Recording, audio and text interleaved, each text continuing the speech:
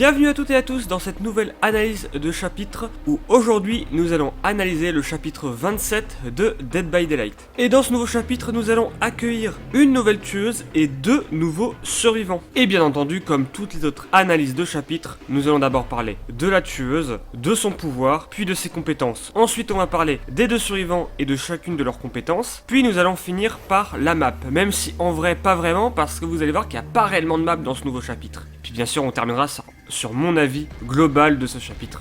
Adriana Imai, aka la marchande de crâne, est la nouvelle tueuse de Dead by Daylight. Et en vrai, il n'y a pas grand chose à dire sur son pouvoir, donc on va faire vite. La marchande de crâne a un pouvoir appelé yeux dans le ciel. En gros, ce pouvoir vous donnera des drones que vous pourrez placer sur la map. Une fois qu'un drone est placé, au bout de quelques secondes, il va se mettre en mode éclaireur. C'est-à-dire qu'il va balayer la zone avec une espèce de scanner orange. Je sais pas trop comment vous décrire ça. Quand les survivants rentreront dans cette zone scanner, ils augmenteront une barre sur le côté de verrouillage. Une fois la barre de verrouillage remplie, les survivants seront détectés par instinct du tueur tant qu'ils seront dans la zone et quelques secondes après l'avoir quitté. Autre chose intéressante à savoir avec ce pouvoir, c'est que lorsque la marchande de crâne est dans l'aura d'un de ses drones, eh bien elle est indétectable. Alors non, c'est pas si fort que ça en a l'air en fait, je le dis maintenant, parce qu'en fait la zone est vraiment petite. La zone est... je sais pas comment vous dire ça, après je sais que certains vont peut-être pas être d'accord avec moi, mais je trouve la zone vraiment trop petite pour être efficace avec cet effet. D'ailleurs je trouve ça même trop petit pour être efficace avec l'effet de détection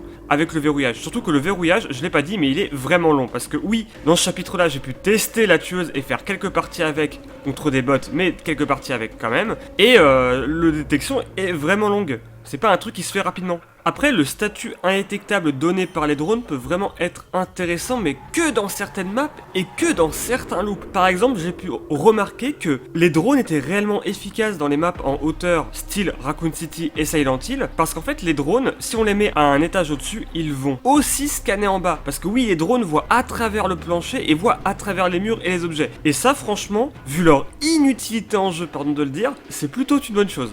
Mais du coup, à part le verrouillage, qu'est-ce qu'elle a cette tueuse? Eh bien, il y a le piège à griffes. En gros, lorsque les drones seront inactifs, ce qui se passe au bout d'un certain temps sans détecter de survivants, ils seront au ras du sol, en train de flotter. Là, les survivants pourront se dépêcher d'aller dessus avant qu'ils se renvolent en détectant un survivant pour les pirater. C'est un petit QTE vraiment simple et rapide à faire. Une fois cela fait, les survivants seront affectés par un piège à griffes, un espèce de dispositif en métal brillant sur leur épaule. Ce piège à griffes vous sera aussi indiqué sur votre portrait à gauche, mais aussi à la tueuse. Si vous avez un piège à griffes sur vous, qu'est-ce que ça se passe? Eh bien en fait, la tueuse a un radar qui lui permettra de savoir où vous êtes. Et donc, tant que vous avez ce piège à griffes, la tueuse sait où vous êtes, tout simplement. Pour enlever ce piège à griffes, il faudra d'abord attendre que la batterie se vide. Pour ça, évitez de vous approcher des drones parce que les drones rechargent la batterie du piège à griffes. Une fois cela fait, vous pourrez enlever le piège à griffes avec le même QTE que vous avez fait pour vous débarrasser du drone. Vous savez, le même drone qui vous a donné ce piège à griffes. Et c'est bon, vous serez tranquille. Là où le piège à griffes est intéressant, c'est que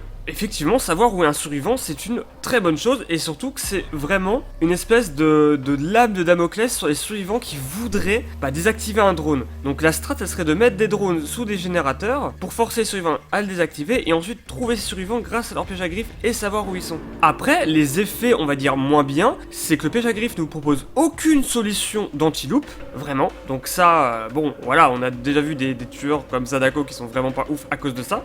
Et ensuite, la batterie se vide vraiment très vite. Encore une fois, je l'ai testé, c'est un truc de fou comment elle se vide vite. Même en ayant joué survivant, j'ai vu que la batterie c'était pas du tout un problème. Et en vrai, le QTE, alors moi personnellement, j'arrive moyen, mais ça s'enlève très très vite. Moi je dirais que le QTE, je vous le fais en 2-3 secondes, mais j'ai vu certaines personnes le faire en 1 seconde, hein, c'est un truc de fou, mais je n'exagère pas. Donc ouais, ce piège à griffes a quand même un petit avantage, mais rend pas non plus le tueur plus intéressant qu'il est déjà. En gros, si on voudrait rendre cette tueuse intéressante, il faudrait mettre peut-être un effet en plus sur les survivants qui sont dans la zone de verrouillage. Peut-être aussi élargir la zone, ça pour moi en fait je dis peut-être mais c'est primordial, il faut pas laisser la zone comme elle est là, il faut vraiment l'élargir. Ensuite, pourquoi pas, alors ça je sais pas si déjà dans le jeu je me rappelle plus, mais pourquoi pas mettre le statut, laisser le statut indétectable genre 4-5 secondes de plus après avoir quitté la zone du drone. Ça permettrait par exemple de faire des espèces de chemins de drone où on pourrait rester indétectable longtemps. Pourquoi pas, même si en vrai les drones sont surtout faits pour les loops et sur les générateurs, hein, vraiment pour rien d'autre. Après c'est vrai que j'en parle jamais quand je parle de tueurs, donc là je vais le dire là, mais je ne parle pas des objets, mais c'est vrai que les objets peuvent donner des effets intéressants sur les drones. Par exemple, je sais qu'il y en a un qui ralentit les survivants pendant 5 secondes quand ils rentrent dans une zone de verrouillage. Et ça, c'est intéressant. Il y a aussi un objet qui est, pour moi, le meilleur, qui, en gros, vous donne un statut de rapidité de 2% et un bonus de rapidité sur le brisage de palettes, de générateurs et de tout ça, de 15% tant que vous êtes dans une zone. C'est vraiment tant que vous êtes dedans. Ça, pour le coup, c'est grave intéressant. Le problème, c'est que si on doit dépendre d'objets, bah c'est vite chiant. Moi, je suis le genre de joueur qui joue sans objet. Et je suis pas le seul. J'ai pas mal de potes qui jouent à des BD, on en a parlé, et c'est vrai qu'on a tendance, en tant que tueur, à jouer sans objet. Après, en dernier point, vraiment pour donner un avantage à la tueuse, mais là, ça reviendrait à presque du rework. Franchement, il faudrait vraiment un moyen, mais genre de pression sur les survivants, réellement. Parce qu'en fait, les drones, peut-être que c'était pas compréhensible de la manière dont je l'ai dit, mais les drones ne bougent pas. Hein. C'est des drones, mais ils font que de se lever, descendre, se lever, descendre. Ils ne se déplacent pas. Moi, j'étais persuadé en ayant lu la description au début que les drones, une fois qu'ils avaient verrouillé un survivant, ils le suivaient. Genre vraiment, ils le traquaient, quoi. Juste qu'ils étaient un peu lents et que c'était assez simple à s'en débarrasser. Mais non, pas du tout. Les drones, en fait, ne suivent pas les survivants. Ils restent juste sur place. Et ça rajoute encore plus dans le fait que la zone est trop petite. Je le répète, je sais, mais c'est un fait. La zone est trop petite et c'est vraiment chiant, c'est vraiment pas agréable. Après pareil, dans la description c'était écrit que les drones vous permettaient de détecter les survivants. Alors détecter c'est vraiment instinct du tueur, hein, c'est pas l'aura. Ça aurait été les auras des survivants, j'aurais compris de pourquoi le verrouillage était si long. Parce que dans des BD, alors peut-être que les gens qui débutent ou les gens qui sont pas super forts sur des BD ne le savent pas, mais voir l'aura d'un survivant même pendant 2 secondes, c'est vraiment fort. Et donc là si ça aurait été un truc comme ça, de permettre de voir les auras des survivants tant qu'ils sont dans la zone, j'aurais dit ouais mais en vrai carrément pourquoi pas. Bref, on a déjà beaucoup trop parlé de cette tueuse, on en reparlera à la fin dans la conclusion, mais en attendant, on va aller parler de ses compétences personnelles. Ses compétences sont avantage, gibier à pied et enfin tchak. Donc, sa première compétence, avantage, est une compétence qui vous fera gagner un jeton à chaque fois que vous accrocherez un survivant sur un crochet. Lorsqu'un survivant commencera à se soigner et que vous aurez au moins un jeton, la compétence s'activera, ce qui fera que par jeton, pendant 30 secondes, les soins des survivants seront ralentis de 5%, et ceci par jeton que vous possédez. Une compétence que je trouve pas du tout intéressante, vraiment nulle en fait, parce qu'elle n'est pas rentable. Accrocher quelqu'un pour ralentir les soins pendant 30 secondes, bon 30 secondes c'est bien, mais accrocher quelqu'un pour ça, je vous rappelle qu'il y a une compétence qui bloque les générateurs pendant 40 secondes après avoir accroché 4 survivants. Et même cette compétence-là est reconnue dans le monde des BD comme pas rentable. Donc imaginez celle-ci. Bref, en vrai c'est à oublier, je pense réellement que personne ne la jouera. Peut-être qu'elle aura une méta sur un certain tueur ou avec une certaine perque, ou peut-être à l'avenir, mais pour l'instant en vrai c'est vraiment poubelle. Et sa deuxième compétence c'est gibier à pied, une compétence qui vous permettra pendant les poursuites contre votre obsession et seulement votre obsession de pouvoir détruire les palettes, détruire les murs et péter les générateurs 5% plus vite. La seule chose que j'ai pas compris dans cette compétence, c'est la dernière phrase qui dit: quel que soit le moment où vous frappez un survivant avec le plus haut total en chasse avec une attaque de base, celui-ci devient l'obsession. Voilà, alors ça j'ai pas compris, j'ai même testé en jeu contre les bots, hein, j'ai vraiment fait genre 3-4 games avec, j'ai même joué hors live parce que ceux qui se baseraient sur ce que j'ai fait en live. J'ai joué hors live encore des games avec cette tueuse contre des bots avant de faire cette vidéo. Et ouais, j'ai vraiment pas compris, à aucun moment, genre mon obsession a changé. Alors est-ce que ça veut dire que quand on est en T3 de la soif de sang, on obtient du coup, enfin on change d'obsession? C'est ça, c'est un peu abusé je trouve, mais bon, bref. En vrai la compétence peut être intéressante, mais je pense qu'il faudrait changer pour pas que ce soit juste l'obsession, mais vraiment tous les survivants. Et là en vrai, elle serait cool. Sa deuxième compétence c'est tchak. En gros, cette compétence fait qu'elle s'activera à chaque fois que vous aurez accroché un survivant, et lorsque vous détruirez une palette ou un mur, et ben ça fera hurler les survivants dans un rayon de 32 mètres de vous, et vous verrez leur aura pendant 4 secondes. Alors il y a une chose qui est importante à comprendre avec Tchak, c'est que même si vous ne détectez aucun survivant en pétant une palette ou une porte lorsqu'elle est active, la compétence est finie, il faudra que vous accrochez une autre personne pour qu'elle se réactive. Sinon en réalité, je trouve que c'est vraiment une bonne compétence, hein. C'est d'ailleurs la plus intéressante de toutes les compétences qu'elle a. Donc ouais, non en fait j'ai rien d'autre à rajouter. Du coup, passons aux compétences des survivants. Nous accueillons pour la première fois dans un chapitre original 2 nouveaux survivants, Tadita Lyra et Renato Lyra, qui bien sûr apportent avec eux 3 nouvelles compétences personnelles. Donc si on compte les deux, 6 compétences personnelles. On commence par Tadita avec ses compétences compétition amicale, travail d'équipe, pouvoir des deux et lâcher prise.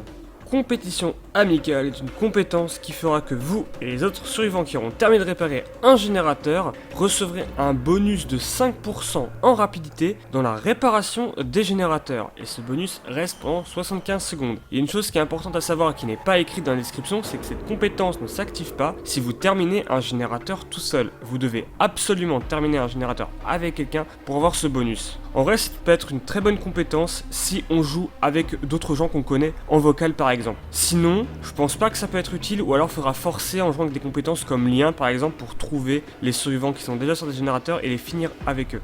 Ensuite, nous avons travail d'équipe, pouvoir des deux.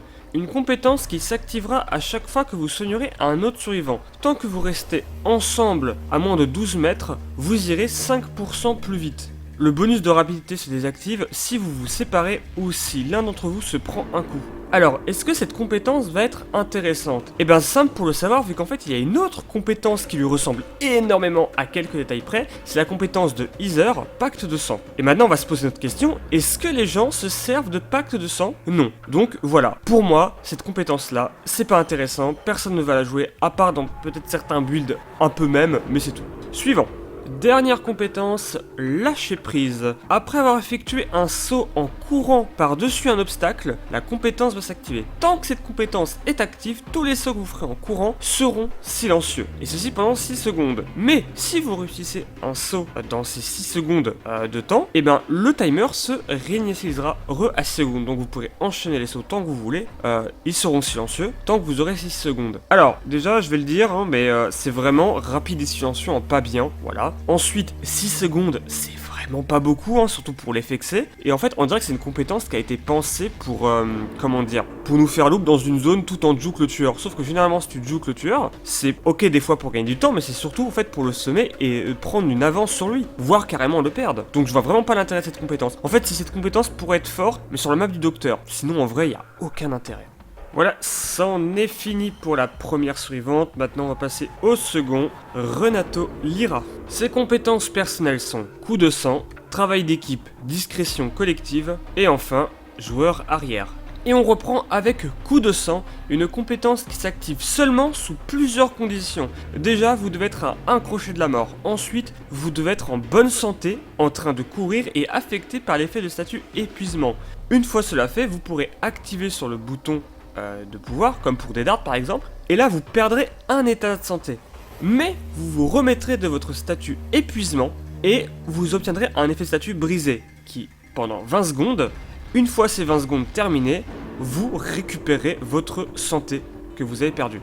Attention parce que si pendant ces 20 secondes vous tombez en état critique, donc vous tombez par terre, les 20 secondes c'est mort, à la fin ils ne vous remettront pas debout. Dernière chose à savoir sur coup de sang, c'est qu'une fois qu'elle est activée, elle n'est plus réactivable. C'est vraiment une compétence qui sert qu'une seule fois.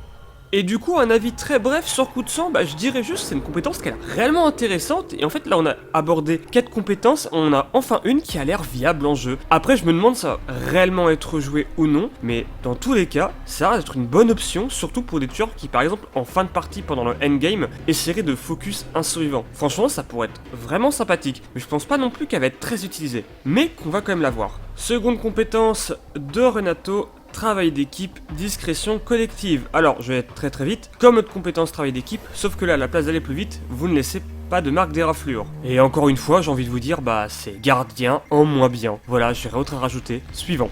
Et sa dernière compétence ne va pas sauver ce chapitre. Joueur arrière. Après avoir décroché un autre survivant, vous piquez un sprint à 150% de votre vitesse. Donc si je dis pas de conneries, l'équivalent de course effrénée. Et ensuite, bien sûr, vous subirez épuisement pendant 40 secondes. Alors, quoi le problème que j'ai avec cette perte? Peut-être que je dis de la merde, mais pour moi, lorsqu'on décroche un survivant du crochet, c'est pour rester derrière le survivant, après soit le soigner, soit le couvrir. Du coup, je vois juste pas l'intérêt de niquer une compétence d'épuisement pour ça. Encore, la compétence ça aurait été lorsqu'on décroche quelqu'un, on se rétablit de notre épuisement en cours. Par exemple, pour après jouer avec course effrénée ou jouer avec souple ou autre. Pourquoi pas? Mais là, je vois pas du tout l'intérêt en fait. Ça en est terminé pour la tueuse et les survivants, mais pas complètement parce que maintenant je vais donner mon avis global sur ce chapitre. Donc si vous étiez là juste pour avoir des informations techniques sur ce chapitre, en vrai vous pouvez partir. Je mettrai, si j'y pense, en description un lien vers le DBD Wiki qui vous permettra d'avoir des informations complémentaires et plus techniques, des pourcentages, des chiffres, tout ça, enfin tout ce que vous avez besoin. Mais là, nous, on va vraiment passer à une analyse plus subjective de ce chapitre. Et déjà, on va commencer par parler du chapitre en général, c'est-à-dire survivant, tueur, map. Map, j'y reviendrai peut-être plus tard, mais pour l'instant, on va surtout parler du tueur et des survivants. Mais alors, mais quel scam, mais quelle arnaque! Alors oui, je sais qu'ils ont jamais dit qu'on aurait un tueur provenant du futur, mais ils ont teasé des trucs dans ce sens-là. Les gens se sont hypés, dont moi, c'est vrai, j'aurais peut-être pas dû, hein, mais hypés en mode ça va être un tueur du futur, ça va être un cyborg, un robot, un truc de fou et tout. Et eux, ils ont pas rétorqué en mode, ils ont pas fait de petits posts par exemple sur Twitter pour dire non, mais le tueur sera pas du tout du futur, ce sera un tueur du présent, parce que ça je l'ai pas dit, mais c'est pas un tueur du futur. Si vous restez sur les teasers et tout, le tueur est de notre époque, hein. Et du coup, la PTB arrivée, voir une random avec un uniforme de paysan, des vieilles griffes raccrochées avec du ruban adhésif et un masque en papier aluminium. Oh, mais alors, mais ça a été, pour moi, ça a été dur, hein. Franchement, quand je l'ai vu, ça a pas été facile, hein. La nouvelle tueuse n'a tellement aucun charisme, aucune classe. J'ai déjà vu des tas de posts là de gens qui disent que c'est l'artiste en moins bien, que ouais vraiment il n'y a aucun intérêt à ça. En plus, j'ai vu pas mal d'images passer d'articles, de posts ou autres, partout, hein, pas que Twitter, Reddit, Steam, partout vraiment, même YouTube. J'ai vu des sondages, mais des sondages sur est-ce que vous avez aimé le chapitre ou non. Les gens sont unanimement d'accord pour dire qu'ils ont pas aimé, qu'ils sont déçus. Mais c'est vraiment terrible. En plus, pour revenir sur la tueuse, je sais pas pourquoi, mais ça je suis content que les gens ils ont tiqué là-dessus. Parce que je me suis dit c'est le truc où les gens ils vont faire genre non c'est pas un problème, c'est très bien. Mais la tueuse est sursexualisée. J'ai jamais vu ça. On avait déjà eu un tueur un peu sexualisé avec le trickster, avec des petites gimmicks et tout en mode un peu dragueur et tout. Mais ça allait avec le personnage. Là c'est censé être une espèce de chasseuse de primes. Mais c'est pas vraiment ça dans son lore. Mais attendez, le lore je reviens après parce que c'est aussi une honte. Mais ouais c'est censé être une chasseuse quoi. C'est pas censé être comme le trickster qui est un chanteur de K-pop. Là, c'est une meuf qui est à la tête d'une entreprise, c'est une cadre. Pourquoi elle aurait une espèce de dégaine de meuf qui essaie de draguer tout le monde, tout ce qui bouge? Je vous jure, c'est vrai, si vous l'avez pas vu, quand elle marche en jeu, elle roule du cul. Mais elle roule du cul comme j'ai jamais vu une meuf rouler du cul. Et du coup, ouais, je suis super content d'avoir vu que les gens ont tiqué là-dessus en mode mais pourquoi vous l'avez sexualisé comme ça?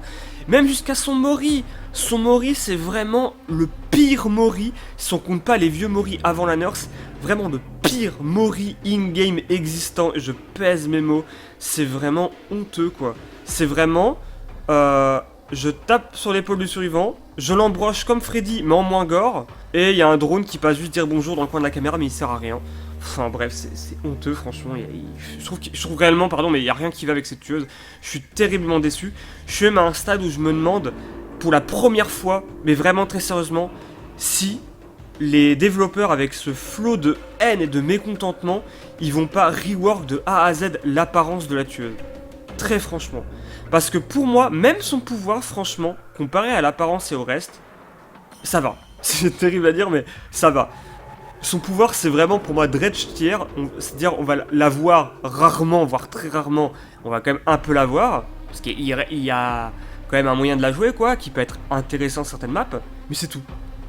Et ouais, pardon, j'ai dit que je reviendrais, mais son lore, putain. Dans son lore, on t'explique, et même partout dans la description de ses armes et tout, enfin d'elle, que c'est une génie absolue, que la meuf était une érudite dès son plus jeune âge, dès 17 ans, à créer des trucs de fou et tout. Ok, d'accord, mais moi... Un truc que j'aimerais bien, c'est de nous le montrer in-game, parce que là, in-game, elle a littéralement une espèce d'uniforme de paysan. Je dis pas ça pour être insultant vers les paysans, j'habite en plein fin fond du Berry, dans un village pourri, j'ai déjà bossé avec des paysans, c'est pas du tout pour critiquer, c'est juste littéralement vrai, c'est un uniforme de paysan qu'elle a. C'est... voilà, enfin, allez chercher des images sur Google Images, vous allez voir. Déjà, il y a ça, ensuite... Le fait qu'elle a des vieux drones achetés à la Fnac. Non, on me fait pas croire qu'elle a fabriqué elle-même ses drones. Ça, c'est des drones achetés à la Fnac, hein. C'est vraiment les drones basiques de merde, en plus les moins chers que tu peux acheter. Elle a juste attaché des crânes dessus et mis des scanners. Waouh! Quel génie! Putain, moi, à 13 ans, pour un projet de classe de technologie, j'avais soudé un circuit de voiture télécommandée et fabriqué une voiture télécommandée. Et je suis pas pour autant un génie, hein. Et la meuf... qui est censée être une génie, une érudite, elle te chie les drones comme ça. Mais quoi? on pourrait dire que ça pourrait sauver sur son armature, mais à part son exosquelette qui sort de nulle part et ses vieilles griffes attachées avec du ruban adhésif, non parce que c'est pas des griffes attachées sur son exosquelette, hein, c'est vraiment des griffes attachées avec du ruban adhésif et genre c'est pas comme s'ils se plient ou se dépliaient, tu sais, c'est pas des griffes laser ou des griffes électriques, tu vois, c'est vraiment genre elle a pris un exosquelette sur son bras, pour rien d'ailleurs parce que ces griffes elle aurait pu très bien les faire tenir directement sur une espèce de truc comme The Pig en fait, un bracelet, un espèce de gros bracelet en fer autour de ton poignet, puis hop tu rattaches des griffes dessus, quitte à mettre du ruban adhésif, autant faire comme ça. Et c'est tout, c'est vraiment juste ça. Même son espèce de petit radar de merde, tu sens que c'est pas elle qui l'a fabriqué, ou alors elle l'a bidouillé, mais en 2-2 en mode full merde. C'est pas impressionnant. Moi qui ai déjà écrit des scénarios avec des personnages très très intelligents et des robots, je peux vous dire, dans un univers horreur, excusez-moi je vais te préciser, je trouve que c'est pas du tout imaginatif. Et c'est aussi pour ça que j'ai beaucoup d'attentes et que j'aurais pas dû en avoir. Mais pour revenir à l'apparence, je pourrais aussi parler de son masque en alu, mais putain, mais ça sort d'où ce truc? Elle a vraiment un vieux masque en aluminium qui cache même pas sa tête, qui fait vraiment mes cosplays. En fait, je crois que c'est ça le délire du personnage, je crois qu'ils ont essayé de faire un cosplay, mais alors, quelle mauvaise idée, qu'est-ce que c'est nul. Franchement, moi j'ai une théorie, et j'espère que c'est pas ça parce que ça ferait très très peur. Je pense qu'ils ont fait exprès de lui donner un skin de merde pour à côté lui préparer des skins de fou, mais les mettre dans la boutique. Et du coup donner envie aux gens qui ont aimé le gameplay du personnage d'acheter les skins dans la boutique et de ne pas jouer avec son skin de base vu qu'il est immonde. Si franchement c'est ça, franchement Behavior vous êtes vraiment des merdes. Je vous adore hein, mais là vous êtes vraiment des merdes sur ce coup là. Et en vrai revenons à cette histoire là de tueur du futur. Ok d'accord les développeurs l'ont pas dit, c'est vrai et tout, mais ils nous ont quand même teasé là-dessus, donc je vais pas revenir là-dessus, mais en vrai il y avait tellement d'idées, pourquoi ils sont pas partis sur une idée franchement de tueur science-fiction, même dans des futurs un peu genre alternatifs, genre par exemple un truc un peu cyberpunk, un truc un peu post-apo à la Mad Max, je sais pas un univers un peu à la XCOM où en fait c'est les extraterrestres qui ont conquéri la Terre et qui dominent les humains. Pourquoi vous avez pas fait un délire comme ça? On aurait pu avoir un délire en mode prenons le délire cyberpunk et revenons au délire de la meuf est censée être une chef d'entreprise, une cadre qui aime pas la compétition. Vous pouvez faire un délire de personnages en costard avec un look vraiment mais genre à la cyberpunk 2077. Bon, j'avais pas oufou mais voilà, vous voyez un peu le délire visuellement avec des vraies prothèses robotiques avec des lames laser ou des lames électriques qui en ressortent, un style mais magnifique et tout avec du néon, avec des dorures par exemple sur les prothèses métalliques et tout. On aurait pu partir sur un vrai délire et non, vous êtes resté là-dessus. Il y a tellement de trucs imaginatifs à faire. Franchement, en prenant le principe du futur, je sais pas pourquoi Behavior ne veut pas faire de tueurs ou de survivants qui viennent du futur, mais que du passé ou du présent, je sais pas pourquoi, peut-être que c'est dans leur charte, il y a vraiment peut-être une règle instaurée par Mathieu Cotte ou les commerciales ou par l'équipe en général de on joue pas sur le futur, parce que je sais pas, ça dénaturait le lore, ça c'est complètement con, le lore c'est il brille de la créativité mais pourquoi pas. Peut-être, je sais pas aussi qu'ils sont pas à l'aise avec ce domaine-là et qu'ils préfèrent pas y toucher pour l'instant. Mais même là, si tu pars du principe que c'est dans le présent, encore en reprenant le délire, c'est une cadre. Parce que je reprends ce délire là, parce que vrai, je trouve que c'est un principe qui est plutôt intelligent, qui a pas encore été fait dans DBD, même si le Trapper c'était un peu ça. Bah, tu prends ce délire là, tu fais, je sais pas, une meuf en costard, un peu stylé et tout, vraiment en mode. C'est une cadre, c'est un peu la Yoonjin Lee, mais peut-être plus en mode. Dans un look très différent, enfin plus formel, plus sérieux. Et tu fais un truc en mode, elle a créé des espèces d'exosquelettes robotiques sur ses bras, je sais pas, sur ses jambes par exemple, pour qu'elle se déplace plus vite. Genre elle a réellement un vrai masque qu'elle a fabriqué avec des scanners et tout. Et avec, je sais pas, dans son armature, au lieu de mettre du ruban adhésif comme une merde, tu fais une vraie lame qui sort et qui revient, genre en mode cran d'arrêt. Pourquoi vous êtes parti d'un délire comme ça, genre en mode un délire très présent? On serait resté dans un délire science-fiction, ce que demandaient les gens et ce qu'ont espéré les gens quand ils ont vu vos teasers, et ça aurait été aussi cool. Non franchement je comprends pas. Bon, on va parler quand même un petit peu des survivants. Et bizarrement, malgré le fait que j'aime pas du tout leur style de hippie, je sais pas comment dire ça autrement, je suis désolé, bah je trouve que c'est le seul truc à sauver de ce chapitre. Ça apporte quand même une touche d'originalité à DBD, enfin surtout le gars, la meuf, je sais pas pourquoi, me fait beaucoup trop penser à Kate Denson dans son style et dans sa, dans l'existence même de ce personnage en fait. Je sais pas, il y a un truc que j'aime moins. Le gars, limite, je préfère, il est plus original, je trouve qu'il apporte vraiment quelque chose de nouveau à DBD qu'on n'avait pas sur les survivants. Mais après ouais, j'ai rien d'autre à rajouter dessus en vrai, franchement, les survivants, ouais c'est sympa, mais je les jouerai pas parce que c'est pas du tout mon délire, et voilà quoi. Et pour conclure cette trop longue analyse de chapitre, j'aimerais revenir sur la map, enfin la nouvelle map qui est pas réellement une nouvelle map. En fait, ils ont repris la forêt profonde pour l'aménager, pour mettre une zone de loop au milieu. Et en vrai, c'est pas plus mal parce qu'il faut avouer que la forêt profonde, c'était vraiment une map très pro-tueur. Même en jouant comme un con avec des tueurs pas ouf contre des teams, généralement mes parties se déroulaient très bien. Quand j'arrivais sur la forêt profonde en tant que tueur, je me disais bon, ça va, j'ai gagné. Et quand j'arrive en tant que survivant, je me dis ah bah cool, on va se faire niquer. Donc franchement c'est pas plus mal d'avoir rajouté dans ces dead zones, c'est trop nombreuses dead zones en fait, une petite zone de loop qui en plus esthétiquement vraiment belle. Voilà. Et voilà, cette vidéo est maintenant terminée. J'espère que cette analyse vous aura plu, vous aura apporté les informations que vous voulez et que la conclusion aura pas été trop brouillonne. En tout cas, je vous remercie de l'avoir regardé et je vous dis à la prochaine pour de prochaines vidéos. La bise!